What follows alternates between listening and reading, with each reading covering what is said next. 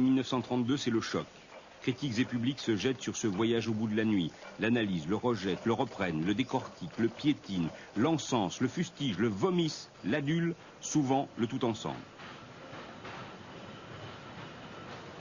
La gauche s'enthousiasme pour ce nouveau venu. Dans l'Humanité, Paul Nizan salue l'apparition d'une œuvre considérable, d'une force et d'une ampleur à laquelle ne nous habituent pas les nains si bien frisés de la littérature bourgeoise. L'adhésion des intellectuels de gauche, cependant, n'est pas entière. Si Trotsky constate que Céline est entrée dans la grande littérature comme d'autres pénètrent dans leur propre maison, il n'en déplore pas moins. Dans le livre de Céline, il n'y a pas d'espoir.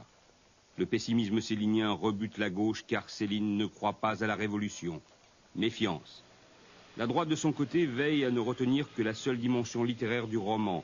Mais paradoxalement, on rejette l'expression qu'elle juge tout à la fois grossière, argotique, nihiliste. Georges Bernanos, dans Le Figaro, croit devoir mettre en garde un public qui risque de prendre au dépourvu un livre dont aucun homme sensé recommandera la lecture à sa femme et encore moins à sa fille. Y décelant cependant, comme à regret, une œuvre extraordinaire, comparable au déroulement du flot dans la nuit noire. Le malentendu littéraire et politique est né. C'est ainsi que dans une confusion sans équivalent, naissent à la littérature un auteur et un livre qui vont à jamais marquer leur temps, au point qu'il y aura désormais un avant et un après Céline, un avant et un après Voyage au bout de la nuit.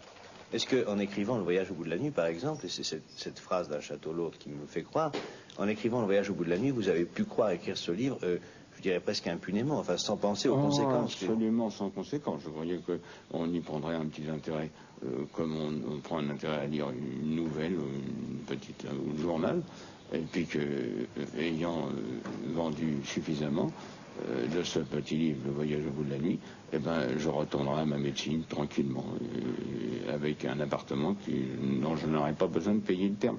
Parce qu'à ce moment-là, encore, on avait la hantise du terme. On ne l'a plus, puisqu'on n'en paye plus. Mais enfin, j'avais la hantise du terme que j'avais hérité de mon enfance. Et j'ai toujours eu les gens hantés par le terme. J'ai dit, ce serait une hantise de moi. Alors, voilà, c'était pour ma tranquillité que j'ai écrit Le Voyage au bout de la nuit. Et certainement pas ce qui est arrivé, le contraire. Et donc, à ma grande surprise, et elle dure encore, figurez-vous. C'est la même. Et je crois être encore surpris par ces retentissements. Le gros mensonge que voilà. Car lorsque Céline dépose son manuscrit à la NRF, dans une note qui l'accompagne, il annonce sans détour: Ce voyage au bout de la nuit est un récit romancé, dans une forme assez singulière, et dont je ne vois pas beaucoup d'exemples dans la littérature en général. Je ne l'ai pas voulu ainsi, c'est ainsi.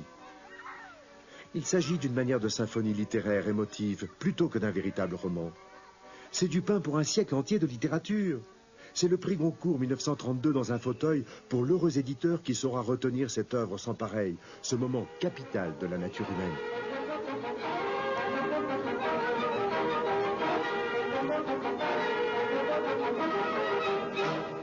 Alors que les Goncourt ont l'opportunité de couronner un ouvrage exceptionnel, des manœuvres de dernière heure écartent Céline au profit de Guy Mazeline, auteur de Les Loups.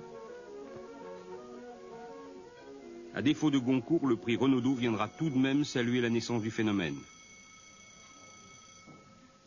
Écrite à la première personne du singulier, cette complainte âpre et aigrelette de la condition humaine déroule, étalée sur 15 ans, les tribulations de Bardamu, carabin, militaire, employé en Afrique, ouvrier chez Ford, puis au terme de pérégrinations calamiteuses, médecin des pauvres dans la plus locteuse des banlieues.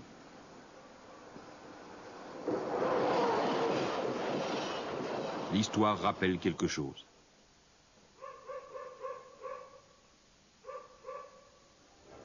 Il faudra du temps pour que l'on comprenne que la magie sulfureuse de ce roman inclassable tient essentiellement à un style incomparable, une expression écrite inconnue à ce jour, inventée par son auteur, ma petite musique, ainsi qu'il la qualifiera plus tard.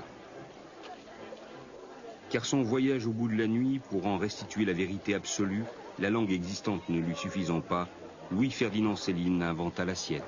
Quels sont les écrivains que vous sentez les plus proches de vous et ceux qui vous paraissent aux antipodes? Les écrivains ne m'intéressent que les gens qui ont un style. S'ils n'ont pas de style, ils ne m'intéressent pas.